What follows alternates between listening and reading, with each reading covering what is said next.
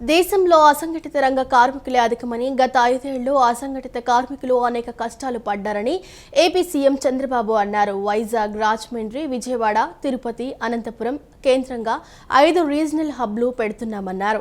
పరిశ్రమలను, విద్యా సంస్థలను అనుసంధానం చేయబోతున్నామన్నారు. యువత అందరికీ మంచి ఆలోచనలు ఉన్నాయన్నారు. ఉద్యోగం పొందడం కాదని ఉద్యోగాలు ఇచ్చే స్థాయిలో ఉండాలని సూచించారు. ఐటీ వల్ల ప్రపంచంలో ఎక్కడికి వెళ్లినా మన తెలుగు బిడ్డలు ఉన్నారని, ప్రతి ఇంట్లో ఒక పారిశ్రామికవేత్త ఉండాలని సీఎం ఆకాంక్షించారు. మేడే సందర్భంగా శ్రీ పొట్టి శ్రీరాములు నెల్లూరు జిల్లా ఆత్మకూరులో 11 ఎంఎస్ఎంఈ పార్కులను ముఖ్యమంత్రి చంద్రబాబు నాయుడు ప్రారంభించారు. అనంతరం నిర్వహించిన ప్రజావేదిక కార్యక్రమంలో సీఎం మాట్లాడారు. గత ప్రభుత్వంలో ఇసుక దోపిడీ చేశారని మండిపడ్డారు. కూటమి అధికారంలోకి వచ్చాక ఇసుక ఉచితం చేశామని, భవన నిర్మాణ కార్మికుల పనుల కోసం భవన అనుమతులు తేలికగా పొందే వీలు కల్పించామన్నారు. నారంపేట ఎంఎస్ఎంఈ పార్కులో నేరుగా పరిశ్రమ ఏర్పాటు చేసుకోవచ్చన్నారు. షెడ్లు, కరెంటు అందుబాటులో ఉంటాయని, కామన్ మార్కెటింగ్ సదుపాయాలు కల్పిస్తామని చెప్పారు. 34,000 ఎకరాల్లో అమరావతిని నిర్మించి అక్కడి వారిని కోటీశ్వర్లను చేయాలనుకుంటున్నామన్నారు. 29,000 మంది రైతులు భూములిచ్చారని, ఎక్కడా రైతుకు అన్యాయం జరగకుండా చూసిన పార్టీ టీడీపీ అని వెల్లడించారు. కొందరికి అభివృద్ధి జరగకూడదని పుల్లలు పెడుతుంటారని మండిపడ్డారు. ఏపీలో 175 ఎంఎస్ఎంఈ పార్కులు ఏర్పాటు చేస్తామన్నారు. నారంపేట పార్కు వల్ల ఎన్నో కుటుంబాలు ఆర్థికంగా ఎదుగుతాయన్నారు. 50 ఎంఎస్ఎంఈ పార్కులను ఇక్కడి నుంచే ప్రారంభించామని, మండలానికో ఎంఎస్ఎంఈ పార్కు తీసుకురావాలన్నది తమ లక్ష్యమని స్పష్టం చేశారు. పెద్ద సంఖ్యలో పారిశ్రామికవేత్తలు పెట్టుబడులు పెట్టడానికి వస్తున్నారని తెలిపారు. ఈ ప్రభుత్వంపై నమ్మకం ఉందని, భవిష్యత్తులో ఆర్టిఫిషియల్ ఇంటెలిజెన్స్దేనని చెప్పుకొచ్చారు. ఒక్కోసారి కొన్ని అభివృద్ధి కార్యక్రమాలు వస్తాయి. ఈరోజు ఒక ఎయిర్పోర్ట్ వస్తుంది, ఒక పోర్ట్ వస్తుంది, ఒక ప్రాజెక్ట్ వస్తుంది, ఒక ఇండస్ట్రీ వస్తుంది. దీనివల్ల ఆ ప్రాంతం అభివృద్ధి అవుతుంది, సంపద సృష్టించబడుతుంది, ఉద్యోగాలు వస్తాయి, ప్రభుత్వానికి ఆదాయం వస్తుంది. నా పక్కన కూర్చున్న ఆడబిడ్డను అడిగాను, యానాది కుటుంబం నెల్లూరు జిల్లాలో తరతరాలుగా పేదరికంలో ఉండే ఏకైక కుటుంబాలు ఈ అనాది కుటుంబాలని చెప్పి కూడా నేను మీకు తెలియజేస్తున్నా. వాళ్ళని పైకి తెచ్చే బాధ్యత మన మీద ఉంది. ఈ రోజు మనం చూస్తున్నాం, గ్రామంలో అగ్ర కులాలు గాని ఊర్లో అందరూ బాగుంటారు. ఆ 10, 20, 30 అనాది కుటుంబాలు మాత్రం ఊర్లో అభివృద్ధి అయ్యే పరిస్థితి ఉండదు. ఈ రోజు నేను ఒకటే ఇక్కడ ఈ పార్క్ లో ఆలోచించాను. రేపు రాబోయే రోజుల్లో 175 నియోజకవర్గాల్లో 175 పార్కులను ఏర్పాటు చేస్తాం. ఈ పార్కు మీరు ఒక్కసారి ఉదాహరణ చూస్తే 173 ఎకరాలు, 37 కోట్ల రూపాయలు లేఅవుట్ డెవలప్ చేయాలి. 338 ఇండస్ట్రీస్ వస్తాయి. దగ్గర 250 కోట్ల రూపాయలు పెట్టుబడులు వస్తాయి. శ్రీ పొట్టి శ్రీరాములు నెల్లూరు జిల్లా ఆత్మకూరు మండలం నెల్లూరుపాలెం గ్రామం ఎస్టీ కాలనీలో సీఎం చంద్రబాబు నాయుడు పింఛన్లు పంపిణీ చేశారు. చలంచర్ల సుస్మితకు వితంతు పింఛన్లు అందించారు. టీటీసీ చదివిన సుస్మితకు డిఎస్సీలో ఉద్యోగం కొరకు ఉచితంగా శిక్షణ ఇప్పిస్తామని సీఎం భరోసా ఇచ్చారు. సుస్మిత 5 ఏళ్లు కుమార్తె చైత్రికను గురుకుల పాఠశాలలో చేర్పించి చదువు చెప్పిస్తామని హామీ ఇచ్చారు. మరో మహిళ అంకోజీ సుమ తన కుమారుడికి ఉపాధి మార్గం చూపించాలని విన్నవించగా వ్యవసాయ శాఖ నుంచి డ్రోన్ అందించి శిక్షణ ఇచ్చి ఉపాధి చూపిస్తామని అన్నారు. అనంతరం కాలనీ వాసుల నుంచి పలు అర్జీలను సీఎం చంద్రబాబు నాయుడు స్వీకరించి పరిష్కారానికి హామీ ఇచ్చారు. నెల్లూరు జిల్లా ఆత్మకూరు నియోజకవర్గం నెల్లూరుపాలెం గ్రామంలో భవన నిర్మాణ కార్మికులతో ముఖ్యమంత్రి చంద్రబాబు నాయుడు ముఖాముఖి అయ్యారు. ఈ సందర్భంగా వారికి మేడే శుభాకాంక్షలు తెలిపారు. కార్మికులతో మాట్లాడి రాడ్ బెండింగ్, వైండింగ్ గురించి అడిగి తెలుసుకున్నారు. వారి పనితీరు, రోజువారీ లభించే కూలీ వివరాలను తెలుసుకున్నారు. కార్మికుల సంక్షేమానికి అవసరమైన అన్ని చర్యలు తీసుకుంటామని భవన నిర్మాణ కార్మికులకు సీఎం చంద్రబాబు భరోసా ఇచ్చారు. నువ్వే పని చేస్తావమ్మా? ఇక్కడ ఏం పని చేస్తావు నువ్వు? ఇక్కడ నేను మేస్త్రి పని సార్. నువ్వు మేస్త్రివి? మీ లేబర్ పెట్టి చేపిస్తున్నాడు సార్. లేబర్ అందరికి మేస్త్రి అంటే పనులు చేపిస్తావు? పనులు చేపిస్తున్నాడు. బాగా ఏడుంది. ఈ ఎండలో కూడా పని చేస్తారా? బాగా వేడుంది కదా. ఇప్పుడు ఇది ఎంత సైజ్ ఎంత? ఇది 20 సార్. 20 mm. ఈ వర్క్ అంతా కాలమ్స్ కి అంతా 20 mm వేస్తారా? పుట్టింగ్స్ అన్నిటికీ అయితే వేస్తారు కింద బీమ్ కి. ఇప్పుడు కాలమ్స్ చేస్తున్నారు. కాలమ్స్ చేస్తుంది సార్. టాప్ వేస్తారు. నా పేరు గణేష్ సార్. నేను ఒక 4 సంవత్సరాల నుంచి వర్క్ చేస్తున్నాను సార్. నా డిగ్రీ కంప్లీట్ అయిపోయింది సార్, బీకామ్ కంప్యూటర్ సైన్స్. ఇప్పుడు SRJD ఆత్మకూరులోనే. అచ్చా, బీకామ్ చేసావు. గత 5 సంవత్సరాల నుంచి జాబులు లేక ఇబ్బంది పడుతూ ఇల్లు గడవక ఈ పనికి వస్తున్నాను సార్. నువ్వు ఎంత సంపాదిస్తున్నావు ఈ పనిలో? రోజుకి 800 సంపాదిస్తున్నాను సార్. నెలలో ఒక 10 రోజులు 15 రోజులు అట్లా ఉంటుంది సార్. కొద్దిగా ఆర్థికంగా ఇబ్బంది అయ్యి చదువుకొని కూడా ఈ పనికి వస్తున్నాను. మిక్సింగ్ ఇవి వచ్చాయి కదా ఆటోమేషన్లో, అవి వాడడం లేదా? వాటర్ లేదు సార్, కొద్దిగా బాగుండదు. మామూలు మేము మిల్లర్తో కలిపేసుకుంటున్నాం సార్. 2 మిల్లర్లు ఉండే సార్. 2 మిల్లర్లు ఉన్నాయి. 2 మిల్లర్ అందులో వేసేసి కలిపి ఇప్పుడు దానికి కూడా నేను వచ్చినప్పుడు ఇంత మునుపు ముఖ్యమంత్రిగా ఉన్నప్పుడే 1.5-2% డబ్బులు కూడా ప్రభుత్వం కాంట్రాక్టర్ నుంచి డబ్బులు సేకరించి మీకు భవన నిర్మాణ కార్మికులకు వెల్ఫేర్ ఫండ్ కోసం ఖర్చు పెడుతున్నాం. దాంట్లో కూడా కొంత డబ్బులు ఉంది. ఇప్పుడు మీరు చెప్పారు సెంటరింగ్ సామానం కావాలని, అవన్నీ ఇప్పిస్తాను. అదే మనం గేదెలు పట్టుకుంటా ఉన్నారు, అది కూడా వర్కౌట్ చేద్దాం. ఏమేం చేయాలో చేద్దారని చెప్తాను అన్ని విషయాలు. రక్తం ధారపోసి పనిచేసేవారు లేకపోతే ఏ నిర్మాణం జరగదని, ఇప్పటి నుంచి ఉపాధి కూలీలను ఉపాధి శ్రామికులుగా పిలుస్తామని ఉప ముఖ్యమంత్రి పవన్ కళ్యాణ్ అన్నారు. మిగతా వృత్తుల్లో ఉన్నవారిలాగా శ్రామికులు కూడా గొప్పవారేనని అన్నారు. వైఎస్ఆర్సీపీ హయాంలో ఆంధ్రప్రదేశ్ను అప్పుల పాలు చేశారన్నారు. మద్య నిషేధం పేరు చెప్పి గత ప్రభుత్వం వ్యాపారం చేసిందని, మద్యం కుంభకోణానికి పాల్పడి 3,200 కోట్లు కొల్లగొట్టారన్నారు. పంచాయతీరాజ్ నిధులు రాష్ట్రానికి ప్రాణవాయువు అయ్యాయి అని పవన్ కళ్యాణ్ తెలిపారు. గుంటూరు జిల్లా మంగళగిరి సీకే కన్వెన్షన్ హాలులో మేడే ఉత్సవాలలో ఉప ముఖ్యమంత్రి పవన్ కళ్యాణ్ పాల్గొన్నారు. ఉపాధి హామీ శ్రామికులతో ముఖాముఖి నిర్వహించారు. ఈ సందర్భంగా ఆయన మాట్లాడుతూ ఆర్థిక వ్యవస్థ చిన్నాభిన్నమైన పరిస్థితుల్లో పంచాయతీరాజ్ నిధులు రాష్ట్రానికి ప్రాణవాయువు అయ్యాయని ఉప ముఖ్యమంత్రి పవన్ కళ్యాణ్ అన్నారు. జాతీయ ఉపాధి హామీ పథకం రాష్ట్రాభివృద్ధికి వెన్నెముకగా మారిందని తెలిపారు. దాదాపు 46,94,000 కుటుంబాలు, 75,23,000 మంది శ్రామికులు సొంత గ్రామాల్లోనే ఉపాధి పొందుతున్నారని వెల్లడించారు. ఉపాధి హామీ పథకం రాష్ట్రం దేశానికి ఒక వరమన్నారు. గత ఆర్థిక సంవత్సరంలోనే 10,669 కోట్లు ఖర్చు చేశామన్నారు. కేవలం వేతనాలకే 6,194 కోట్లు ఖర్చు చేశామని చెప్పారు. మెటీరియల్ కింద 4,023 కోట్లు ఖర్చు చేశామని, పల్లె పండుగల్లో భాగంగా ఇప్పటికీ 377.37 కోట్లతో 21,564 గోకులాలు పూర్తి చేశామని వెల్లడించారు. గోకులాల వల్ల ప్రతి రైతుకు నెలకు 4,200 రూపాయలు అదనపు ఆదాయం వస్తోందన్నారు. 60.75 కోట్లు ఖర్చు పెట్టి 13,500 పశువుల తొట్టెలు పూర్తి చేయగలిగామంటే శ్రామికులకు జై అనాల్సిందేనన్నారు. 317.91 కోట్లతో 63,582 ఎకరాల్లో పండ్ల తోటలు వేశామని, ఉపాధి శ్రామికుల సంక్షేమం తమకు చాలా ముఖ్యమని పవన్ కళ్యాణ్ తెలిపారు.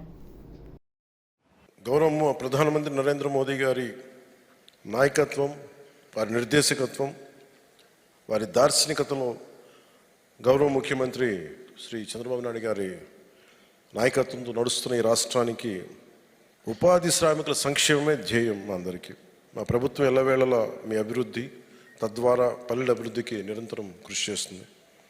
మీరు ఇచ్చిన స్ఫూర్తితో ఈ సంవత్సరం కూడా 27,500 గోకులాలు నిర్మించడానికి, 1,55,000 ఫారం పాండ్లు పూర్తి చేయడానికి, 1,00,000 ఎకరాల్లో పండ్ల తోటలు పెంచడానికి, 4,000 వేసిన రోడ్లు కాకుండా ఇంకా అదనంగా 4,000 కిలోమీటర్ల సీసీ రోడ్లని, 500 కిలోమీటర్ల సీసీ డ్రైన్లని చేయడానికి మేము కంకణం కట్టుకున్నాం. మనస్ఫూర్తిగా దాన్ని ముందుకు తీసుకెళ్తామని తెలియజేసుకుంటున్నాం. కాలు చిన్నప్పుడు పోలియోలో ఇబ్బంది పడ్డా కానీ శ్రమ చేయడానికి శరీరంలో చిన్నపాటి దివ్యాంగం ఉందేమో కానీ మనసులో లేదు. మనసు దివ్యత్వంతో ఉంది. అంటే మీరు అది తలుచుకుంటే చాలు. నాకు అదే గొప్పతనం.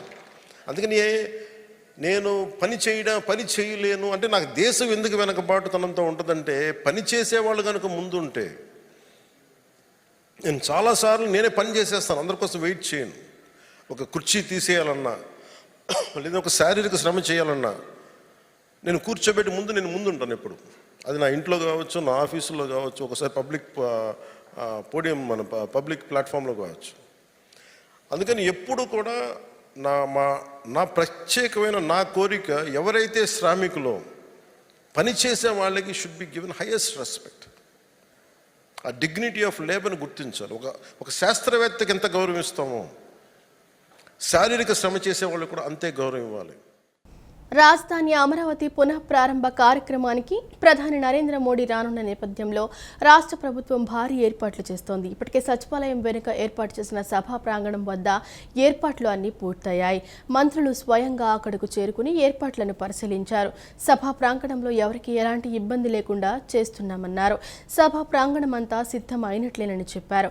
ఈ సభకు 29 గ్రామాల ప్రజలు, రైతులను స్వయంగా ముఖ్యమంత్రి చంద్రబాబు నాయుడు ఆహ్వానించినట్లు చెప్పారు. ప్రధాని మోదీ అమరావతి పర్యటన ఏర్పాట్లపై వేదిక వద్ద మంత్రుల కమిటీ సమావేశమైంది. సమావేశానికి మంత్రులు నారాయణ, పయ్యావుల కేశవ్, కొల్లు రవీంద్ర, నాదెండ్ల మనోహర్ తదితరులు హాజరయ్యారు. రేపు ప్రధాని మోదీ పర్యటన ఏర్పాట్లు, భద్రత, సభకు హాజరయ్యే ప్రజలకు సౌకర్యాలపై మంత్రులు సమీక్షించారు. సమావేశం అనంతరం మంత్రులు మాట్లాడుతూ రాజధాని కార్యక్రమం మనది అనే భావన అందరికీ వచ్చిందని అన్నారు. అమరావతి పునఃప్రారంభ కార్యక్రమం ఏర్పాటు 95% పూర్తయ్యాయని, అంతేకాకుండా సభ కోసం ఏర్పాట్లు కూడా అన్ని బాగా జరిగాయని తెలిపారు. జిల్లాల నుంచి వచ్చే వారికి ఇబ్బంది లేకుండా ఏర్పాట్లు జరుగుతున్నాయని మంత్రి నాదెండ్ల మనోహర్ తెలిపారు. జగన్ 3 రాజధానుల పేరుతో పెట్టిన హింస అందరూ చూశామని మంత్రి కొల్లు రవీంద్ర అన్నారు. మంత్రులు, అధికారులందరూ కలిసి సమన్వయంతో ముందుకు వెళ్తున్నామని తెలిపారు. రేపు మధ్యాహ్నం 3:20 ప్రధాని వస్తారని తెలిపారు. 29 గ్రామాల ప్రజలను, రైతులను స్వయంగా సీఎం ఆహ్వానించారని, అమరావతి నిర్మాణంలో రైతుల త్యాగం మరవలేనిదని, 58 రోజుల్లోనే 34,000 ఎకరాలను రైతులిచ్చారని కొనియాడారు. సభా ప్రాంగణం రెడీ అయిందని, పార్కింగుకు సంబంధించి అన్ని ఏర్పాట్లు చేస్తున్నారని మంత్రి పయ్యావుల కేశవ్ తెలిపారు. బస్సు దిగిన తర్వాత పెద్దగా నడవడానికి ఇబ్బంది లేకుండా వేదిక నిర్మాణం జరిగిందన్నారు. ప్రత్యేక మెడికల్ టీం కూడా అందుబాటులో ఉందని, ఇవాళ రాష్ట్రం మొత్తం ఉత్సాహం కనిపిస్తోందని మంత్రి పయ్యావులు అన్నారు. అలానే ఇక్కడ మిగిలిన ఏర్పాట్లు కూడా మధ్యాహ్నం 3 గంటల్లోపు పూర్తవుతాయని, వాతావరణం కూడా సహకరిస్తోందని ఆశిస్తున్నామని మంత్రి అన్నారు. ప్రతి నియోజకవర్గం నుంచి బయలుదేరుతున్నటువంటి బస్సులు, ప్రతి మండలం నుంచి బయలుదేరుతున్నటువంటి బస్సుల్ని, ప్రతి 25 బస్సులకి కూడా ఒక ఆఫీసర్ని పెట్టి మానిటర్ చేయడం జరుగుతూ ఉంది. వాళ్ళకి బయలుదేరిన దగ్గర బ్రేక్ఫాస్టు, వాళ్ళకు లంచ్ పాయింట్, మళ్ళీ డిన్నర్ ఎక్కడైనా ఉంటే డిన్నర్ పాయింట్, తర్వాత ఇక్కడ డయాస్ దగ్గరకు వచ్చిన తర్వాత మంచినీళ్ళ ఏర్పాట్లు, ఇతరత్ర ఏర్పాట్లు, తిరిగి మళ్ళీ రాత్రి భోజన సమయం, తిరిగి వాళ్ళ ఇంటికి చేరుకునేంత వరకు కూడా పూర్తి అత్యంత జాగ్రత్తలు వహిస్తూ ముఖ్యమంత్రి చంద్రబాబు నాయుడు గారు పదే చెప్పారు. ఉన్నటువంటి వేసవిని దృష్టిలో పెట్టుకుని మీరందరూ కూడా పకడ్బందీ ప్రణాళికను ఏర్పాటు చేయమని చెప్పారు. మన రాజధాని అనేది మన అందరికీ ఒక బాధ్యత, ఒక గర్వకారణమైన అంశం. కాబట్టి ఎట్టి పరిస్థితుల్లో కూడా ముఖ్యమంత్రి గారి కోరిక మేరకు 175 నియోజకవర్గాల నుంచి కూడా ప్రతినిధులు రావాలి. ప్రజాప్రతినిధులు ఎవరైతే రాజకీయాల్లో ప్రతిరోజు అనునిత్యం ప్రజల కోసం తప్పిస్తూ ఉంటారో వాళ్ళందరూ ఇందులో భాగస్వాములు అవ్వాలనే తపనతోటి ఈ కార్యక్రమాన్ని అందరూ పంచుకునే విధంగా తీర్చిదిద్దడం జరిగింది. చాలా కష్టపడి సిఆర్డీఏ పక్షాన వివిధ రోడ్లు, అదేవిధంగా పార్కింగ్ ఏర్పాట్లు, వచ్చి వెళ్ళినప్పుడు సౌకర్యాలు ఎక్కడ కూడా పొరపాటు లేకుండా అందరికీ, ఎందుకంటే వేసవికాలం ఎక్కువ ఉంది కాబట్టి, సమ్మర్ ఎక్కువ ఉంది కాబట్టి ఖచ్చితంగా డ్రింకింగ్ వాటర్ కానీ మజ్జిగ కానివ్వండి ఎక్కడ లోపాలు లేకుండా పనులు స్టార్ట్ చేసుకున్న తరుణంలో తర్వాత వచ్చినటువంటి జగన్మోహన్ రెడ్డి గారు 3 రాజధానుల పేరుతో పెట్టినటువంటి హింస మనం అందరూ కూడా చూసాం. రైతులే కాదు, ఆంధ్ర రాష్ట్ర ప్రజలందరూ కూడా వాళ్ళకి మద్దతుగా నిలబడ్డారు. ఇది ఆంధ్ర రాష్ట్ర ప్రజల విజయోత్సవ సభగా మనం అందరూ కూడా భావించాలి. దీనికి ప్రతి ఒక్కరు కూడా భాగస్వాములు కావాలి. ఈ రాజధాని నిర్మాణం ప్రారంభంతోనే ఆంధ్ర రాష్ట్ర ముఖ చిత్రమే మారబోతుందని చెప్పి ఖచ్చితంగా మనం చెప్పవచ్చు. 3:20 ప్రధానమంత్రి రావటం, వారి చేతుల మీద ఈ ప్రారంభ కార్యక్రమం జరుగుతుంది. దీనికైతే ఇది రాజధాని ఒకరిది కాదు, ఈ రాష్ట్రంలో ఉన్న 5 కోట్ల మంది ప్రజలది.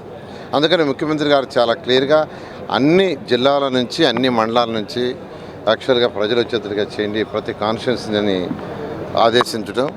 దాని మీద వారే స్వయంగా అమరావతి రాజధానిలో ఉండే ఈ క్యాపిటల్ సిటీలో ఉండే 29 గ్రామాల ప్రజలను స్వయంగా ఇన్వైట్ చేయాలని ఒక్కొక్క విలేజ్ నుంచి 4-5 రైతులు పిలిపించాం. దాదాపు 150 మంది రైతులతో 2 గంటల సేపు ఇంటరాక్షన్ అయ్యి వాళ్ళందరూ కూడా చెప్పారు, నా తరఫున మీరందరూ ఊర్లోకి పోయి 29 గ్రామాల్లో ఉండే 1,00,000 మంది ప్రజల్ని ఇన్వైట్ చేయండి, నేనే స్వయంగా ఇన్వైట్ చేస్తున్నట్టుగా. అంటే ముఖ్యమంత్రి గారు రైతులు అంటే వాళ్ళు త్యాగం చేసి కేవలం 58 రోజుల్లో 34,000 ఎకరాలు ఇచ్చారు. అందుకని ముఖ్యమంత్రి గారు స్వయంగా వాళ్ళని పిలిచి యాక్చువల్గా ఇన్వైట్ చేయడం జరిగింది. అమరావతి పునర్నిర్మాణ కార్యక్రమం కోసం ప్రధాని నరేంద్ర మోడీ అమరావతి వస్తున్నారని కూటమి నాయకులు కార్యకర్తలు ఈ కార్యక్రమంలో పాల్గొని ప్రధానమంత్రి పర్యటనను విజయవంతం చేయాలని హోంమంత్రి వంగలపూడి అనిత పిలుపునిచ్చారు. గతంలో ప్రధాని నరేంద్ర మోదీ ముఖ్యమంత్రి చంద్రబాబు చేతుల మీదుగా ప్రారంభమైన అమరావతిని వైసీపీ ప్రభుత్వం నిర్లక్ష్యం చేసిందని ధ్వజమెత్తారు. ఇప్పుడు మళ్లీ ప్రధానమంత్రి నరేంద్ర మోడీ సీఎం నారా చంద్రబాబు నాయుడు చేతుల మీదుగా ఏపీ రాష్ట్ర రాజధాని అమరావతి పునర్నిర్మాణం జరగటం చాలా శుభసూచకమని అన్నారు. భారత ప్రధానమంత్రి నరేంద్ర మోదీ అమరావతి పర్యటన సందర్భంగా గన్నవరం నియోజకవర్గంలో హోంమంత్రి వంగలపూడి అనిత సమీక్షా సమావేశం నిర్వహించారు. ఈ సమావేశంలో గన్నవరం ఎమ్మెల్యే యార్లగడ్డ వెంకట్రావు ఇతర నాయకులు పాల్గొన్నారు. ఈ సందర్భంగా హోంమంత్రి వంగలపూడి అనిత మీడియాతో మాట్లాడారు. అమరావతి పునర్నిర్మాణ కార్యక్రమం కోసం ప్రధాని నరేంద్ర మోదీ అమరావతి వస్తున్నారని తెలిపారు. కూటమి నాయకులు కార్యకర్తలు ఈ కార్యక్రమంలో పాల్గొని ప్రధానమంత్రి పర్యటనను విజయవంతం చేయాలని పిలుపునిచ్చారు. ఆంధ్ర రాష్ట్రంలో గన్నవరానికి ఒక ప్రత్యేక చరిత్ర ఉందని అన్నారు. గత జగన్ ప్రభుత్వంలో నాయకులు ఎన్ని ఇబ్బందులు పెట్టినా, ఎన్ని కేసులు పెట్టినా మళ్లీ తెలుగుదేశం పార్టీకే అధికారాన్ని పట్టం కట్టారని గుర్తు చేశారు. గత వైసీపీ ప్రభుత్వంలో 2019 నుంచి 2024 వరకు అమరావతిని నాశనం చేశారని మండిపడ్డారు. గతంలో ప్రధాని నరేంద్ర మోదీ, ముఖ్యమంత్రి నారా చంద్రబాబు నాయుడు చేతుల మీదుగా ప్రారంభమైన అమరావతిని వైసీపీ ప్రభుత్వం నిర్లక్ష్యం చేసిందని ధ్వజమెత్తారు. జగన్ అధికారంలోకి వచ్చిన తర్వాత అమరావతి గురించే పట్టించుకోలేదని మండిపడ్డారు. ఇప్పుడు మళ్లీ ప్రధానమంత్రి నరేంద్ర మోడీ సీఎంగా నారా చంద్రబాబు నాయుడు చేతుల మీదుగా ఏపీ రాష్ట్ర రాజధాని అమరావతి పునర్నిర్మాణం జరగడం ఇది చాలా శుభసూచకమని హోంమంత్రి వంగలపూడి అనిత పేర్కొన్నారు. 2014 నుంచి 19 వరకు కూడా గౌరవ చంద్రబాబు నాయుడు గారు సీఎంగా ఆ రోజు 33,000 ఎకరాల భూమిని కూడా ఆ రోజు అమరావతికి కేటాయించడం, అదేవిధంగా ఎంతోమంది రైతుల తాలూకా త్యాగ ఫలితం అమరావతి. ఎంతోమంది మహిళా రైతులు కూడా ఆ రోజు బయటకు వచ్చి త్యాగాల ఫలితమే ఈరోజు అమరావతి పునర్నిర్మాణం కూడా మనందరికీ కూడా తెలుసు. కాకపోతే ఒక విధ్వంస పరిపాలన అనేది 2019 నుంచి 24 వరకు కూడా కొనసాగించడం మీ అందరికీ కూడా తెలుసు. ఆ 2019 నుంచి 24 వరకు కూడా అమరావతి అన్న దాన్ని భూస్థాపితం చేయాలి అని అమరావతి అని మాట్లాడిన సందర్భాలు కానీ, అమరావతిని శ్మశానంతో పోల్చిన సందర్భాలు కానీ లాస్ట్ వైఎస్ఆర్సీపీ నాయకులందరూ కూడా చేయడం జరిగింది. కానీ ఎక్కడా కూడా తొనకకుండా బెనకకుండా, ఎక్కడా కూడా నీరు గారకుండా పోరాటం చేద్దామన్న ఉద్దేశంతో అమరావతి రైతులతో పాటు ఆంధ్రప్రదేశ్ ప్రజలందరూ కూడా బయటకు వచ్చి అమరావతి రాజధానిగా కొనసాగాలని ఆ రోజు మహిళా రైతుల దగ్గర నుంచి, చిన్నపిల్లల దగ్గర నుంచి ప్రతి ఒక్కరు కూడా బయటకు వచ్చి ఆ రోజు పోరాటాలు చేశారు. సుమారుగా 5 సంవత్సరాలు కూడా పోరాటం చేశారు. తిరుపతికి పాదయాత్ర చేశారు. మళ్ళా అరసవెల్లికి పాదయాత్ర చేసే సందర్భంలో రామచంద్రపురం వరకు చేయడం జరిగింది. ఈ నేపథ్యంలో కొన్ని వందలాదిగా కేసులు కూడా వాళ్ళకి మీద ఈ రోజు వరకు కూడా ఉన్నాయి. అటువంటి సందర్భం నుంచి ఈరోజు మన గౌరవ ముఖ్యమంత్రి గారు చంద్రబాబు నాయుడు గారు మన ఎన్డీఏ కూటమి అధికారంలోకి వచ్చిన తర్వాత మొట్టమొదటిసారిగా అమరావతిని పునర్నిర్మాణం చేసుకోవాల నేపథ్యంలో మన నరేంద్ర మోడీ గారితో సంప్రదింపులు జరిపి, కేంద్రంతో సంప్రదింపులు జరిపి, కేంద్రం నుంచి కూడా నిధులు చేపట్టుకోవడం జరిగింది. ఈరోజు దాని నేపథ్యంలో రేపు నరేంద్ర మోడీ గారు రావడం అనేది చాలా శుభపరిణామం. అనంతరం ప్రభుత్వ వైపు గన్నవరం ఎమ్మెల్యే యార్లగడ్డ వెంకట్రావు మాట్లాడుతూ జగన్మోహన్ రెడ్డి అర్జీలు తీసుకుంటాడు, పరిష్కరించడని ప్రభుత్వానికి పంపాడని అన్నారు. శాంతి భద్రతలకు సంబంధించిన సమస్యలు ఉంటే హోంమంత్రికి పంపిస్తే ఆమె పరిశీలించి పరిష్కరిస్తారని, ఆయన దగ్గర పెట్టుకుంటే ఉపయోగం ఏముంటుందని చెప్పారు. 11 సీట్లు వస్తే ప్రతిపక్ష హోదా కావాలంటాడని, రాజధాని కోసం కావాలని అడుగుతున్నాడని చెప్పారు. జగన్మోహన్ రెడ్డి ఇప్పటికైనా రాజధానిపై మీ స్టాండ్ ఏమిటో స్పష్టమైన ప్రకటన ఇవ్వాలన్నారు. 2014-19 మధ్య చంద్రబాబు నాయుడు గారు ముఖ్యమంత్రిగా, మోడీ గారు ప్రధానమంత్రిగా అమరావతి నిర్మాణానికి శంకుస్థాపన చేసిన తర్వాత మళ్ళీ పునర్నిర్మాణ పనులు చేయాల్సిన అగత్యం ఎందుకు పట్టిందంటే, గత పాలకుడు ఆ రోజున ముఖ్యమంత్రి అయిన జగన్మోహన్ రెడ్డి గారు ఒక చిన్న మీటింగ్ వేసి కృష్ణా గుంటూరు జిల్లాలకు సంబంధించిన ప్రజాప్రతినిధులతో మీటింగ్ వేస్తే ఆ వచ్చిన 33 మందిలో 4 ఈ రాజధాని మార్పును వ్యతిరేకించి మైలవరం శాసనసభ్యుడు వసంత కృష్ణప్రసాద్ గారు, శంకర్రావు గారు, విజయవాడలో ఉన్న ఒక శాసనసభ్యుడు, మేము 4 ఆ రోజే వ్యతిరేకించాం. కానీ మూర్ఖ వైఖరితో ఎక్కడ రాజధానులు మారుస్తుందని సౌత్ ఆఫ్రికాలో 3 రాజధానులు నేను చెప్పాను. 3 చేస్తాం, 5 చేస్తాం, 10 చేస్తాం, 20 చేస్తామని చెప్పి ఇంచు కూడా కదలలేకపోయాడు. 5 సంవత్సరాల తన పూర్తి పదవీ కాలాన్ని అమరావతిని మార్చడానికే కేటాయించి ఒక్కడుగు కూడా ముందుకెళ్ళిపోయాడు. కానీ ఈ రేపొద్దున ప్రారంభించే పునర్నిర్మాణ పనుల్లో 49,000 కోట్ల రూపాయలతో అమరావతి 2 సంవత్సరాలు లోపితే అభివృద్ధి చెందిన నగరంగా టాప్ క్లాస్ సిటీగా ప్రపంచంలో ఇన్కమ్ జనరేట్ చేసే సిటీల్లో ఒకటిగా రూపొందబోతుంది. ప్రధానమంత్రి నరేంద్ర మోడీ అమరావతి రాజధాని పనులు పునః ప్రారంభానికి విచ్చేస్తున్న సందర్భంగా జరుగుతున్న ఏర్పాట్లను ప్రభుత్వ ప్రధాన కార్యదర్శి కె విజయానంద్ పరిశీలించారు. ప్రధాన సభా వేదిక, ఫైలాన్, పార్కింగ్ ప్రాంతంలో జరుగుతున్న ఏర్పాట్లను ఆయన పరిశీలించారు. ఈ సందర్భంగా ఆయన మాట్లాడుతూ ప్రధాని పర్యటనకు సంబంధించి ఎక్కడా ఎలాంటి లోపాలకు తావులేని రీతిలో పెద్ద ఎత్తున ఏర్పాట్లు చేయడం జరిగిందని పేర్కొన్నారు. ముఖ్యంగా వేసవిని దృష్టిలో ఉంచుకొని రాష్ట్ర వ్యాప్తంగా ఈ కార్యక్రమానికి బస్సుల్లో వస్తున్న ప్రజలకు అల్పాహారం, తాగునీరు, మధ్యాహ్న భోజనం, రాత్రి భోజన ఏర్పాట్లు చేయటం జరిగిందని తెలిపారు. అనంతరం సిఎస్ విజయానంద్ శరవేగంగా జరుగుతున్న ఏర్పాట్లపై అధికారులను అడిగి తెలుసుకున్నారు. ఈ కార్యక్రమంలో రాష్ట్ర సాధారణ పరిపాలన శాఖ ముఖ్య కార్యదర్శి ముఖేష్ కుమార్ మీనా, టీఆర్&బి ముఖ్య కార్యదర్శి కాంతిలాల్ దండే, పీఎం పర్యటన ఏర్పాట్ల రాష్ట్ర నోడల్ అధికారి జి వీరపాండ్యన్, గుంటూరు జిల్లా కలెక్టర్ నాగలక్ష్మి తదితర అధికారులు పాల్గొన్నారు. కార్మికుల సంక్షేమమే సీఎం చంద్రబాబు లక్ష్యమని, తన కుటుంబ సభ్యుల మాదిరిగా కార్మికుల బాగోగులపై ప్రత్యేక శ్రద్ధ చూపుతారని రాష్ట్ర బీసీ, ఈడబ్ల్యూఎస్ సంక్షేమ, చేనేత మరియు జౌళి శాఖ మంత్రి ఎస్ సవిత స్పష్టం చేశారు. కార్మికుల నమ్మకాన్ని నిలబెట్టుకునేలా సీఎం చంద్రబాబు నాయుడు పాలన సాగిస్తున్నారన్నారు. సంపద సృష్టికి మూలమైన కార్మికుల క్షేమం, సంక్షేమమే కూటమి ప్రభుత్వ ధ్యేయమన్నారు. పరిశ్రమల్లో పనిచేసే కార్మికుల భద్రతకు ప్రభుత్వం అత్యంత ప్రాధాన్యత ఇస్తున్నామని అన్నారు. తెలుగునాడు విద్యుత్ కార్మిక సంఘం ఆధ్వర్యంలో ఇబ్రహీంపట్నంలో నిర్వహించిన మేడే ఉత్సవాలలో ఎమ్మెల్యే వసంత కృష్ణప్రసాద్తో కలిసి ఆమె పాల్గొన్నారు. ఈ సందర్భంగా మంత్రి సవిత మాట్లాడుతూ రాష్ట్రంలోని 4 ఈఎస్ఐ ఆసుపత్రులను మరింత బలోపేతం చేస్తున్నామన్నారు. ముఖ్యంగా కార్మికుల ఆరోగ్య భద్రత, కాలుష్య నివారణపై ప్రత్యేక దృష్టి పెట్టామని, దీనిలో భాగంగా ఫ్యాక్టరీల్లో భద్రతా ప్రమాణాలపై థర్డ్ పార్టీతో ఆడిట్ చేయిస్తున్నామని తెలిపారు. ఇబ్రహీంపట్నం థర్మల్ విద్యుత్ ప్లాంట్ కాలుష్యం నియంత్రణతో పాటు ప్లాంట్ నుంచి విడుదలయ్యే కాలుష్య కారకాలను తగ్గించడానికి 600 కోట్లతో ప్రణాళికలు రూపొందించామన్నారు. వీటీపీఎస్ కార్మికుల సమస్యల పరిష్కారానికి కూడా కృషి చేస్తామని మంత్రి భరోసా ఇచ్చారు. కార్మికుల సమస్యలపై స్థానిక ఎమ్మెల్యే వసంత కృష్ణప్రసాద్తో కలిసి రాష్ట్ర విద్యుత్ శాఖ మంత్రి గొట్టిపాటి రవికుమార్ దృష్టి తీసుకువెళ్తామన్నారు. గతంలో ఇదే పరిశ్రమలో 4,000 మందికి పైగా కార్మికులను రెగ్యులరైజ్ చేసిన ఘనత సీఎం చంద్రబాబు నాయుడుదేనన్నారు. కార్మికుల నమ్మకాన్ని నిలబెట్టుకునేలా సీఎం చంద్రబాబు పాలన సాగిస్తున్నారన్నారు. స్వర్ణాంధ్ర అట్ 2047 లక్ష్యాలకు అనుగుణంగా సమాజం నుంచి పేదరికాన్ని దూరం చేయటం, 100% అక్షరాస్యత, తలసరి ఆదాయాన్ని గణనీయంగా పెంచడం కోసం కృషి చేస్తున్నట్లు ఎన్టీఆర్ జిల్లా కలెక్టర్ లక్ష్మీస తెలిపారు. ప్రతి కుటుంబం నుంచి ఒక పారిశ్రామికవేత్త వచ్చేలా ప్రోత్సహించడం, ఇలా పూర్తి స్థాయిలో పేదరిక నిర్మూలనకు చర్యలు తీసుకుంటున్నట్లు తెలిపారు. ఎన్టీఆర్ భరోసా ద్వారా సామాజిక భద్రతా పెన్షన్ల పంపిణీలో భాగంగా నేడు జిల్లా కలెక్టర్ డాక్టర్ జి లక్ష్మీస అధికారులతో కలిసి విజయవాడ అర్బన్ పరిధిలోని రామలింగేశ్వర్ నగర్లో పెన్షన్ల పంపిణీ కార్యక్రమంలో పాల్గొన్నారు. పెద్దాయన బాగున్నారా? పెన్షన్ సమయానికి అందుతోందా? ఆరోగ్యం ఎలా ఉంది? ఎవరైనా మిమ్మల్ని డబ్బులు డిమాండ్ చేస్తున్నారా అంటూ లబ్ధిదారులను ఆత్మీయంగా పలకరించారు. ఈ సందర్భంగా కలెక్టర్ లక్ష్మీస మాట్లాడుతూ జిల్లాలో 2,28,388 పెన్షన్లకు 98.14 కోట్ల మేర పంపిణీ చేయడం జరుగుతోందన్నారు. స్వర్ణాంధ్ర @2047 లక్ష్యాలకు అనుగుణంగా సమాజం నుంచి పేదరికాన్ని దూరం చేయటం, 100% అక్షరాస్యత, తలసరి ఆదాయాన్ని గణనీయంగా పెంచడం కోసం కృషి చేస్తున్నామని అన్నారు. ప్రతి కుటుంబం నుంచి ఒక పారిశ్రామికవేత్త వచ్చేలా ప్రోత్సహించటం, ఇలా పూర్తి స్థాయిలో పేదరిక నిర్మూలనకు చర్యలు తీసుకుంటున్నట్లు తెలిపారు.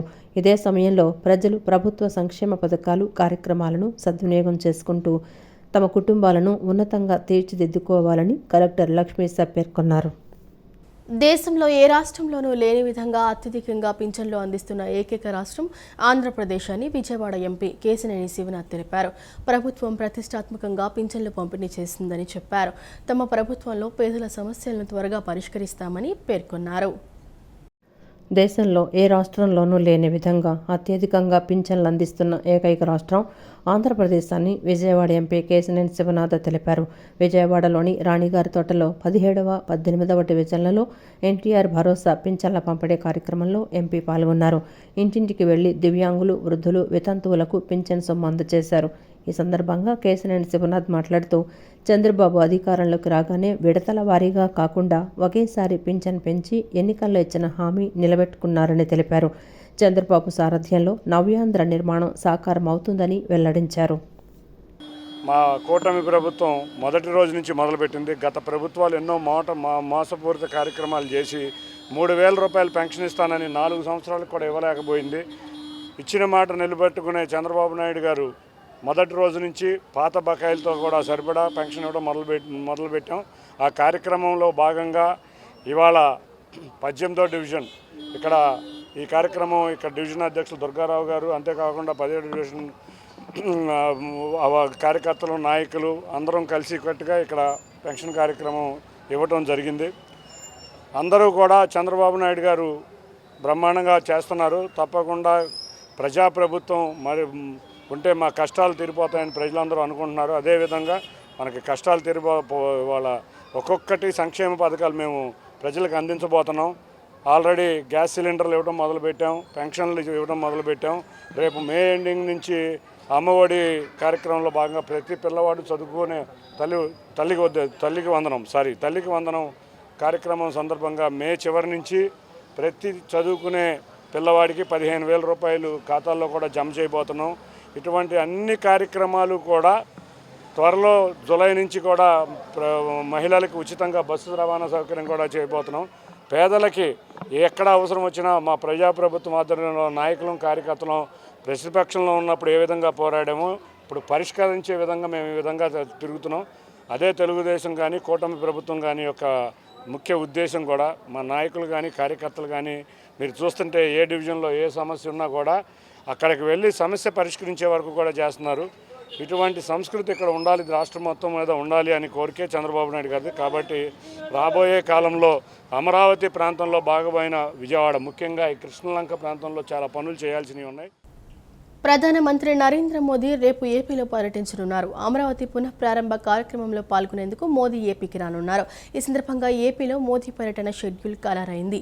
ఏ సమయంలో ఏపీకి రానున్నారు, ఏ సమయాల్లో శంకుస్థాపనలు చేయనున్నారు, ఎప్పుడు బహిరంగ సభలో ప్రసంగిస్తారో తెలియజేస్తూ షెడ్యూల్ విడుదలైంది.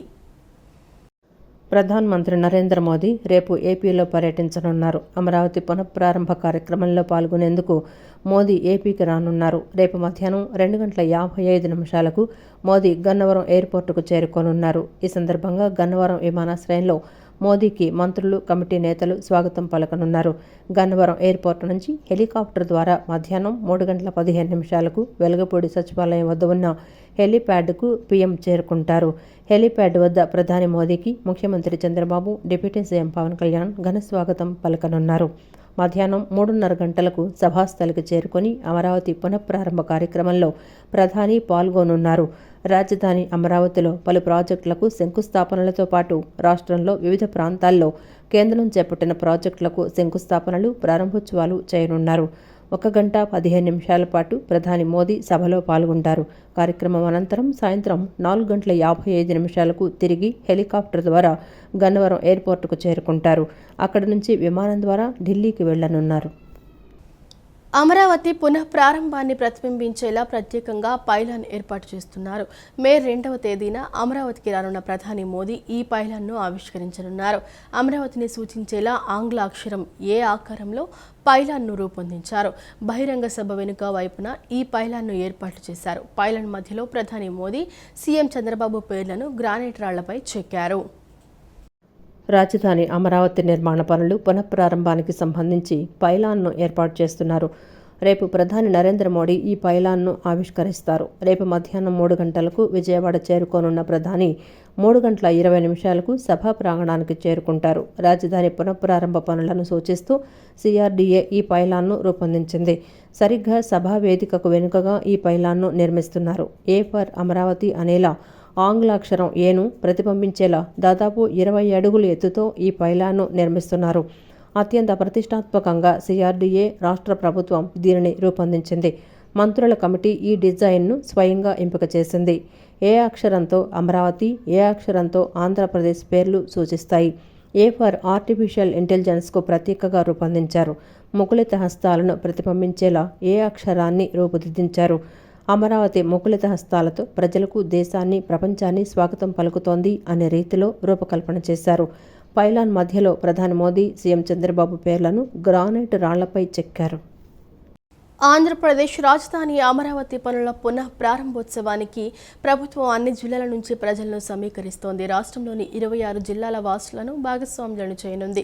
ఇందులో భాగంగా రాజధానికి తరలివచ్చే వారి కోసం రవాణా వసతి కల్పిస్తోంది. దీనికి ఆర్టీసీతో పాటు ప్రైవేటు విద్యా సంస్థల నుంచి బస్సులను అధికారులు సమీకరిస్తున్నారు. సుమారు 5 లక్షల మంది సభకు వస్తారనే అంచనాతో అందుకు తగ్గట్లుగా ఏర్పాట్లు చేస్తున్నారు. ఎండలు ఎక్కువగా ఉన్నందున అదనపు జాగ్రత్తలు తీసుకుంటున్నారు. ఉదయం అల్పాహారం, మధ్యాహ్నం భోజనంతో పాటు అరటిపండ్లు, మంచినీటి సీసాలు, ఓఆర్ఎస్, మజ్జిగ ప్యాకెట్లు అందుబాటులో ఉండేలా చర్యలు తీసుకుంటున్నారు. ప్రధాని నరేంద్ర మోదీ రేపు రాజధాని అమరావతి పనుల పునఃప్రారంభ కార్యక్రమంలో పాల్గొనున్నారు. రాజధానిలో చేపట్టే 49,040 కోట్ల పనులకు శంకుస్థాపన చేయనున్నారు. దీంతోపాటు రాష్ట్రంలోని డిఆర్డీఓ, డిపిఐఐటి, ఎన్హెచ్ఏఐ, రైల్వేకు సంబంధించి 57,962 కోట్ల విలువైన ప్రాజెక్టులకు శంకుస్థాపనలు, ప్రారంభోత్సవాలు చేస్తారు. ప్రధాని పర్యటన నేపథ్యంలో ఏర్పాట్లు తుది దశకు చేరుకున్నాయి. ఇందులో భాగంగా సభ కోసం 3 వేదికలను ఏర్పాటు చేశారు. ప్రధాన వేదికపై ప్రధాని మోదీ, సీఎం చంద్రబాబు, ఉప ముఖ్యమంత్రి పవన్ కళ్యాణ్ సహా మొత్తం 20 మంది ఆసీనులు కానున్నారు. మిగతా వీవీఐపీల కోసం మరో వేదిక ఉండనుంది. దానిపై 100 మంది ఉంటారు. వీటితో పాటు సాంస్కృతిక కార్యక్రమాలకు ప్రత్యేకంగా ఒక వేదిక ఉండనుంది. అమరావతి చరిత్ర, సాంస్కృతిక ప్రాధాన్యం, నిర్మాణ ప్రణాళిక, భవిష్యత్తు కార్యాచరణ, భూ సమీకరణ విధానం వంటి అంశాలని మోదీకి వివరించేందుకు ప్రధాన వేదికకు వెనుక వైపు అమరావతి పెవిలియన్ ఏర్పాటు చేస్తున్నారు. సుమారు 5 లక్షల మంది సభకు హాజరవుతారని అంచనా. ఏపీలోని 26 జిల్లాల ప్రజలు తరలిరానున్నారు. దానికి తగ్గట్లు అన్ని ఏర్పాట్లు చేస్తున్నారు. రాజధాని చుట్టుప్రక్కల ఉన్న ఎన్టీఆర్, కృష్ణా, పశ్చిమ గోదావరి, ఏలూరు, గుంటూరు, బాపట్ల, పల్నాడు, ప్రకాశం జిల్లాల నుంచి ఎక్కువ మంది రానున్నారు. ఇందులో భాగంగా ఈ 8 జిల్లాలకు మొత్తం 6,600 బస్సుల్ని కేటాయించారు. మిగిలిన జిల్లాల్లోని 120 నియోజకవర్గాలకు 1,400 బస్సులు ఏర్పాట్లు చేస్తున్నారు. సభకు వచ్చేవారెవరికి ఇబ్బంది కలగకుండా చర్యలు తీసుకుంటున్నారు. ఇందులో భాగంగా ప్రజలు సభకు చేరుకునేలా 11 మార్గాలను సిద్ధం చేశారు. అదేవిధంగా 11 చోట్ల వాహనాల పార్కింగ్ ప్రదేశాలను ఏర్పాటు చేశారు. ఎండలు ఎక్కువగా ఉన్నందున అదనపు జాగ్రత్తలు తీసుకుంటున్నారు. ఉదయం అల్పాహారం, మధ్యాహ్నం భోజనంతో పాటు అరటిపండ్లు, మంచినీటి సీసాలు, ఓఆర్ఎస్, మజ్జిగ ప్యాకెట్లు అందుబాటులో ఉండేలా చర్యలు తీసుకుంటున్నారు. దశాబ్ద కాలం పాటు మోడీ నేతృత్వంలోని కేంద్రంలోని బీజేపీ ప్రభుత్వం కార్మిక చట్టాలను నిర్వీర్యం చేసిందని, హక్కుల పునరుద్ధరణ జరగాలంటే మళ్లీ పోరాటాలే శరణ్యమని సిపిఎం రాష్ట్ర కార్యదర్శి వి శ్రీనివాసరావు కార్మికులకు పిలుపునిచ్చారు. మోడీ ప్రభుత్వం దేశంలోని శ్రామిక వర్గ, అన్ని వర్గాల కష్టజీవుల జీవనోపాధిపై అమానుష దాడులకు పాల్పడుతోందన్నారు. కార్మికుల దినోత్సవమైన మేడే వేడుకలను గవర్నర్పేటలోని సిపిఎం రాష్ట్ర కార్యాలయం వద్ద ఘనంగా నిర్వహించారు. ఈ వేడుకల్లో ఆ పార్టీ రాష్ట్ర కార్యదర్శి వి శ్రీనివాసరావు పాల్గొని మేడే పతాకాన్ని ఆవిష్కరించారు. అనంతరం ఆయన మాట్లాడుతూ 8 గంటల పని గంటల కోసం 1886లో షికాగోలో చేసిన ఆందోళన మేడేకు కారణమైందని చెప్పారు. ఇదే రోజు ఎర్రజెండా ఆవిర్భావమైంది నేడే అని, ఎర్రజెండాను ఉమ్మడి ఆంధ్రప్రదేశ్లో దశదిశలా వ్యాపింపజేసిన కామ్రేడ్ పుచ్చలపల్లి సుందరయ్య జయంతి కూడా నేడే అని తెలిపారు. సుందరయ్య స్ఫూర్తితో కార్మిక ఉద్యమాలను చేస్తున్నామని పేర్కొన్నారు. లేబర్ కోడ్ల పేరుతో కార్మికుల మెడ మీద కత్తిపెట్టి బానిసత్వంలో నెట్టేందుకు ప్రయత్నం చేస్తున్నారని వెల్లడించారు. రోజుకు 16 గంటలు పనిచేయాలని కార్పొరేట్ శక్తులు ఉద్బోధన చేస్తున్నారని, మరి వేతనాల గురించి ఎందుకు మాట్లాడటం లేదని ప్రశ్నించారు. దశాబ్ద కాలం పాటు మోడీ నేతృత్వంలోని కేంద్రంలోని బీజేపీ ప్రభుత్వం కార్మిక చట్టాలను నిర్వీర్యం చేసిందని, హక్కుల పునరుద్ధరణ జరగాలంటే మళ్లీ పోరాటాలే శరణ్యమని అన్నారు. మోడీ ప్రభుత్వం దేశంలోని శ్రామిక వర్గ, అన్ని వర్గాల కష్టజీవుల జీవనోపాధిపై అమానుష దాడులకు పాల్పడుతోందన్నారు. ఆదర్శవంతమైనటువంటి పరిపాలన అందించేటువంటి ఒక రాజకీయ ప్రత్యామ్నాయం, ఒక నూతన రాజకీయ సంస్కృతిని సృష్టించడమే ఈరోజు కమ్యూనిస్టులు, సిపిఎం ముందున్నటువంటి కర్తవ్యం. ఈరోజు లేబర్ కోడ్ల పేరుతోటి కార్మికుల మెడ మీద కత్తి పెట్టి గుదిబండల ఈరోజు వాళ్ళను తిరిగి 200 సంవత్సరాల కాలం నాటి బానిసత్వంలోకి నెట్టేదానికోసం ప్రయత్నం జరుగుతుంది. ఇన్ఫోసిస్, నారాయణమూర్తి లాంటి వాళ్ళు మొదలుకొని ఎల్ఎన్టీ ఇలాంటి పెద్ద పెద్ద కంపెనీల వాళ్ళందరూ కూడా రోజుకి 16 గంటలు పనిచేయాలి, 18 గంటలు పనిచేయాలి, వారానికి 80 గంటలు 90 గంటలు పనిచేయాలి అని చెప్పి ఉద్బోధనలు చేస్తున్నారు. ఈ పని గంటలు పెంచాలని కోరేవాళ్ళు ఏ ఒక్కళ్ళు కూడా కార్మికులకి కనీసం వేతనాలు కూడా రెట్టింపు చేయాలి అని మాత్రం అడగటంలా. కార్మికుల వేతనాలు తగ్గించేస్తూ ఈరోజు పని దినాలు పెంచాలంటున్నారు. ఇంకొక వైపు పేదరికం పెరుగుతూ ఉంది. P4 పేరుతో సంపన్నుల నుంచి పేదవాళ్ళకి సహాయం చేయించి ఉద్ధరిస్తానని చెబుతున్నది ప్రభుత్వం. అదే మార్గదర్శకులు P4లో ఉన్న మార్గదర్శకులు ఈ కుటుంబాలను ఉద్ధరిస్తూ ఉండేవాళ్ళు వాళ్ళ యాజమాన్యంలో ఉన్నటువంటి ఫ్యాక్టరీల్లో కానీ వాళ్ళ సంస్థల్లో కానీ కనీస వేతనాలు ఇవ్వకుండా చాలా దారుణమైనటువంటి వేతనాలు ఇచ్చి పీడించి వాళ్ళని దోచుకుంటున్న పరిస్థితి ఉంది. కేంద్రంలోని మోడీ ప్రభుత్వం కార్మికుల పొట్టకొట్టి కార్పొరేట్లకు కట్టబెడుతుందని సిపిఎం నేత సిహెచ్ బాబురావు ఆగ్రహం వ్యక్తం చేశారు. కార్మిక చట్టాలను నీరుగార్చే 8 గంటల పని స్థానంలో 12 గంటలు పని చేయించుకొని కార్మికుల శ్రమను బడా కంపెనీలకు దోచిపెట్టేందుకు కుట్రలు పన్నుతున్నారని ధ్వజమెత్తారు. కార్మిక హక్కుల రక్షణ కోసం మే 20న కార్మికులు ఒక్కరోజు సమ్మె చేస్తున్నారని, వారికి సిపిఎం మద్దతు తెలుపుతుందని అన్నారు. శ్రామిక దినోత్సవం మేడేను పురస్కరించుకొని గవర్నర్పేట శ్రీశ్రీ భవన్ వద్ద మేడే వేడుకలను నిర్వహించారు. ఈ కార్యక్రమంలో సిపిఎం నేత సిహెచ్ బాబురావు పాల్గొని మేడే పతాకాన్ని ఎగురవేశారు. కేంద్రంలోని మోడీ ప్రభుత్వం కార్మికుల పొట్టకొట్టి కార్పొరేట్లకు కట్టబెడుతోందని ఆగ్రహం వ్యక్తం చేశారు. కార్మిక చట్టాలను నీరుగార్చి 8 గంటల పని స్థానంలో 12 గంటలు పని చేయించుకొని కార్మికుల శ్రమను బడా కంపెనీలకు దోచిపెట్టేందుకు కుట్రలు పన్నుతున్నారని ధ్వజమెత్తారు. మరోవైపు ధరలు పెంచి ఖజానా నింపుకుంటున్నారని ఆరోపించారు.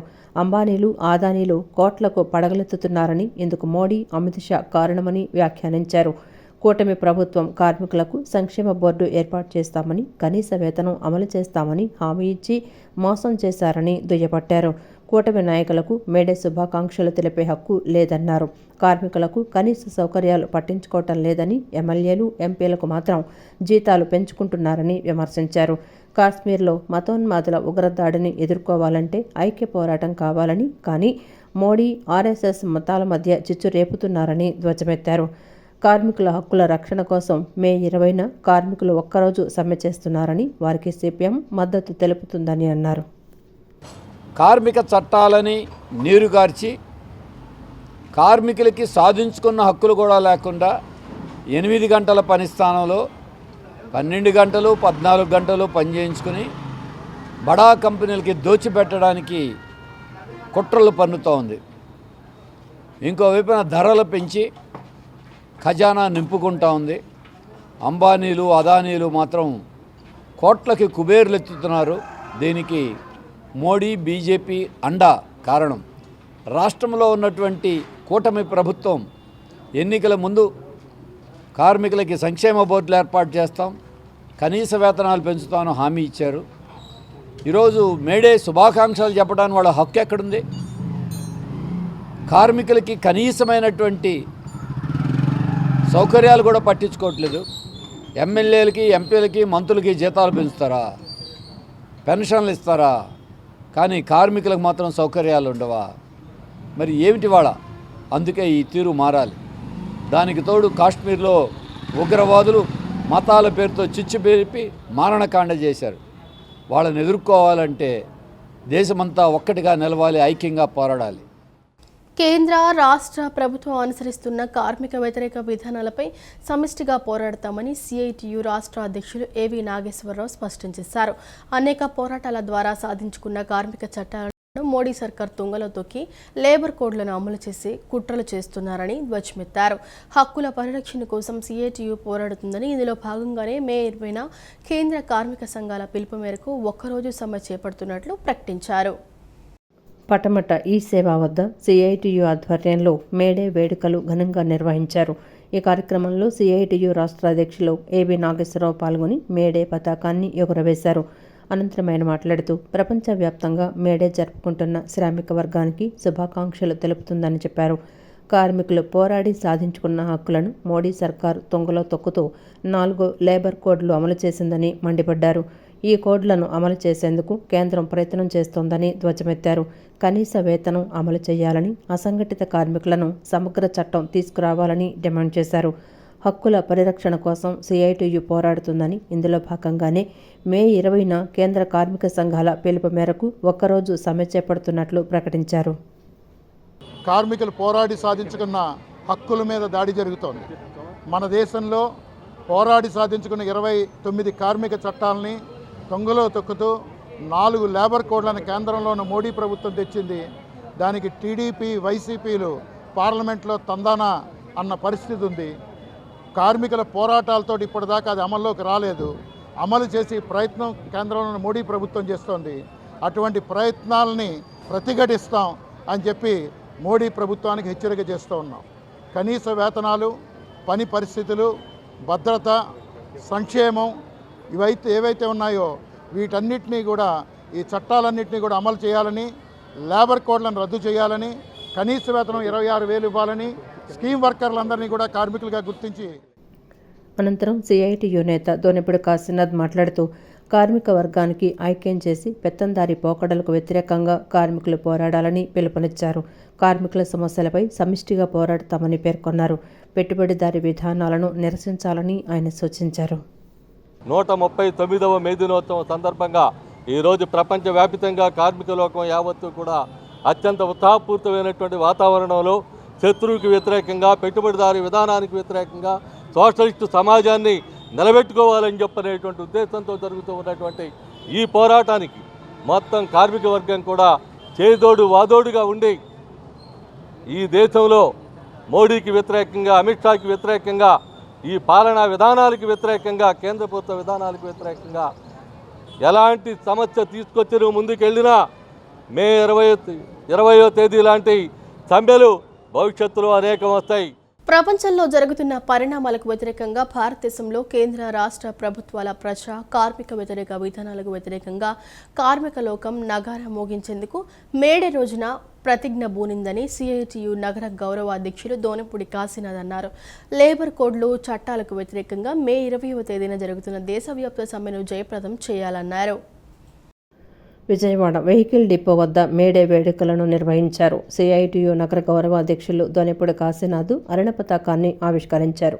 అనంతరం కేక్ కట్ చేసి కార్మికులకు తినిపించారు. ఈ సందర్భంగా ఆయన మాట్లాడుతూ విజయవాడ కార్పొరేషన్ వెహికల్ డిపోలో మున్సిపల్ రంగంలో దాదాపు 350 సెంటర్లలో అరుణ పతాకాలు ఎగురవేసి ప్రతినబోనటం జరిగిందన్నారు. ఈ వెహికల్ డిపోలో కార్మికుల సమస్యలు పరిష్కరించాలని, ఉద్యోగ భద్రత కల్పించాలని, ఆప్కాస్ రద్దు చేయకుండా ఉండాలి. రద్దు చేస్తే కార్మికులను పర్మనెంట్ చేయాలి తప్ప కిందకు తీసుకువెళ్లకూడదన్నారు. అందుకే సిఐటియు ఆధ్వర్యంలో అనేక పోరాటాలు చేస్తోందని, భవిష్యత్తులో మంత్రుల ఇళ్లను కూడా ముట్టడి చేస్తామన్నారు. కార్మికుల యొక్క సమస్యలను పరిరక్షించాలని చెప్పనని, పరిష్కరించాలని చెప్పనని, ఇక్కడ ఉన్నటువంటి ఉద్యోగ భద్రత కల్పించాలని చెప్పనని, వెహికల్ డిపోలోనే కాకుండా మొత్తం మున్సిపల్ రంగంలో ఉన్నటువంటి ఆప్కాస్ రద్దు చేయకుండా ఉండాలి. లేదా రద్దు చేసేటట్టయితే ఈ రాష్ట్ర ప్రభుత్వం తప్పనిసరిగా పర్మనెంట్ చేయాలి తప్ప కిందకి తీసుకెళ్లేటువంటి ప్రయత్నం చేయకూడదని చెప్పనేటువంటిది ఇప్పటికే సిఐటియు ఆధ్వర్యంలో అనేక పోరాటాలని నిర్వహించడం జరుగుతూ ఉంది. భవిష్యత్తులో అవసరమైతే మంత్రులు, ప్రజాప్రతినిధుల ఇళ్లను కూడా ముట్టడించి ఆప్కాస్ని రద్దు చేసి పర్మనెంట్ చేయమని చెప్పనని పోరాటం చేస్తాం. లేదా ఆప్కాస్ని కొనసాగించమని చెప్పనని అడుగుతాం. ఈ రెండింటిలో ఏదో కూటమి ప్రభుత్వం తేల్చుకోవాలి, చంద్రబాబు నాయుడు తేల్చుకోవాలి. బీజేపీ చెప్పినటువంటి దాన్ని కొనసాగించేటువంటి దానికి, లేదా పవన్ కళ్యాణ్ చెప్తున్నటువంటి దాన్ని కొనసాగించే దానికి ప్రయత్నం చేస్తే నీ పీఠమే కదులుతుంది, జాగ్రత్త అని చెప్పనని. మేడే స్ఫూర్తితో కార్మిక వర్గం తమ హక్కుల కోసం పోరాడాలని ఏఐటియుసి బిల్డింగ్ వర్కర్స్ యూనియన్ అధ్యక్షులు పసుపులేటి కోటేశ్వరరావు పిలుపునిచ్చారు. కార్మిక చట్టాలను పరిరక్షించుకోవాల్సిన అవసరం ఎంతైనా ఉందన్నారు.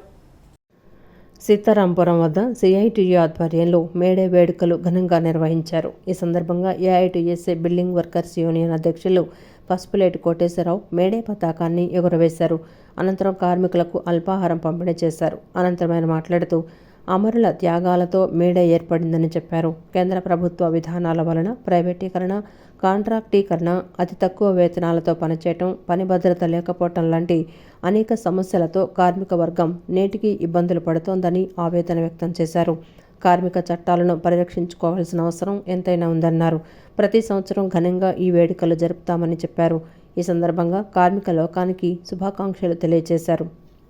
గత 5 సంవత్సరాలుగా యూనియన్ కొంచెం ఇబ్బందుల వల్ల మన కార్మికులు దాని సమయానికి ఆ జెండా కార్యక్రమం చేయకోకుండా ఆగిపోవాల్సి వచ్చింది. దాన్ని నిర్మాణం చేసుకొని ఈ ఒక నెల రోజుల బట్టి దీన్ని కృషి చేసి మళ్ళీ ఈ కాడికి వచ్చేటప్పటికి కొద్దిగా టైం పట్టింది. అయినా కూడా అందరూ పోగయ్యి చక్కగా కార్యక్రమం జరిపినందుకు సంతోషంగా ఉంది. ఇలాగే సంవత్సరం బాగా చేయాలని, ఇంతకంటే బాగా చేయాలని.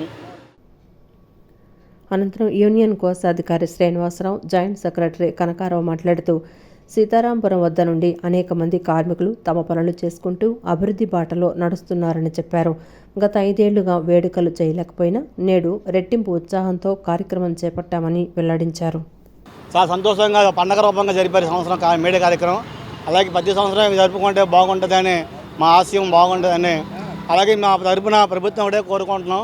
మా సంక్షేమ బోర్డు కూడా బోర్డు రిలీజ్ చేసి మాకు రావాల్సిన పథకాలు అమలు చేస్తే బాగుంటుందని చెప్పి ఈ ప్రకారంగా ప్రభుత్వాన్ని కోరుకుంటున్నాం. ఒక 65-70 ఏళ్ళ నుండి ఇక్కడ మేస్త్రులు చాలామంది పట్టుకొని ఈ సెంటర్కి వచ్చి చాలామంది చాలా విధాలుగా అభివృద్ధి చెంది ఇవాళ అభివృద్ధి బాటలో నడుస్తున్నారంటే ఈ సెంటర్ ప్రతిభ అనుకుంటున్నాం మేము. ఎందుకంటే ఎన్నో ఏళ్ళగా మేము ఈ యొక్క మేడే కార్యక్రమాన్ని చేసేవాళ్ళమే. ఒక కరోనా మహమ్మారి అనేది వచ్చి ఈ యొక్క మేడేని ఆపేసి మమ్మల్ని ఇబ్బంది పెట్టింది. అలాగే ఈ సంవత్సరం బాగా ఎంతో ఘనంగా చేసినందుకు సంతోషపడుతున్నాం.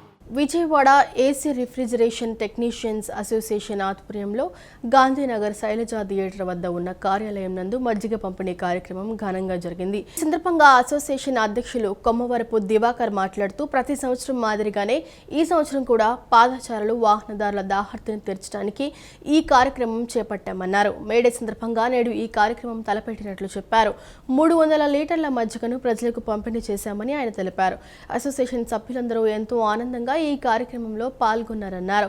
పెరుగుతున్న ఎండను దృష్టిలో పెట్టుకుని తమ వంతు సహాయంగా మజ్జిగను పంపిణీ చేశామని చెప్పారు. రాబోయే రోజుల్లో కూడా అసోసియేషన్ తరపున సేవా కార్యక్రమాలను తలపెట్టేందుకు తామందరం సిద్ధంగా ఉంటామని స్పష్టం చేశారు. అనంతరం అసోసియేషన్ సెక్రటరీ పిల్లి శ్రీనివాసరావు మాట్లాడారు. యూనియన్ తరపున అందరం కలిసి ఈ కార్యక్రమం చేపట్టామన్నారు. మజ్జిగ పంపిణీ కార్యక్రమంలో ట్రెజరర్ పఠాన్ సలాం ఖాన్, క్రమశిక్షణ కమిటీ సభ్యులు హబీబ్, షరీఫ్, గౌరవ సలహాదారులు ఏకే ప్రసాద్, మేహారాజ్ తదితరులు పాల్గొన్నారు. లాస్ట్ ఇయర్ మజ్జిగ డిస్ట్రిబ్యూషన్ ప్రోగ్రామ్ స్టార్ట్ చేసామండి. ఈ ఇయర్ కూడా అలాగే దిగ్విజయంగా ఈ సంవత్సరం 300 లీటర్లు మజ్జిగ డిస్ట్రిబ్యూషన్ చేయాలని చెప్పి డిసైడ్ చేసాం యూనియన్ తరపు నుంచి. అలాగే ఈ సంవత్సరం యూనియన్ తరపు నుంచి 300 లీటర్లు మజ్జిగ డిస్ట్రిబ్యూషన్ చేస్తున్నాం. సోషల్ యాక్టివిటీలో భాగంగా ఈ ప్రోగ్రామ్స్ చేస్తున్నాం. ప్రతి సంవత్సరం మేడే కార్మికుల దినోత్సవం సందర్భంగా ఈ ప్రోగ్రాం మజ్జిగ డిస్ట్రిబ్యూషన్ ప్రోగ్రామ్ అనేది ప్రతి సంవత్సరం చేయాలని ఒక నిర్ణయం. ఈ మా అసోసియేషన్ తరఫున ఏదైనా ఒక కార్యక్రమం చేయాలని చెప్పి ఆలోచన కలిగినప్పుడు మేడే సందర్భం, కార్మికుల దినోత్సవం సందర్భంగా మజ్జిగ పంపిణీ చేయడం ఈ అసోసియేషన్ తరఫున నిర్ణయించడం జరిగింది. విజయవాడ రిఫ్రిజిరేషన్ టెక్నీషియన్స్ అసోసియేషన్ సంస్థ ద్వారా ఈ మజ్జిగ పంపిణీ కార్యక్రమం జరుగుతుంది. ఈ వార్తలు ఇంతటితో సమాప్తం. నమస్కారం.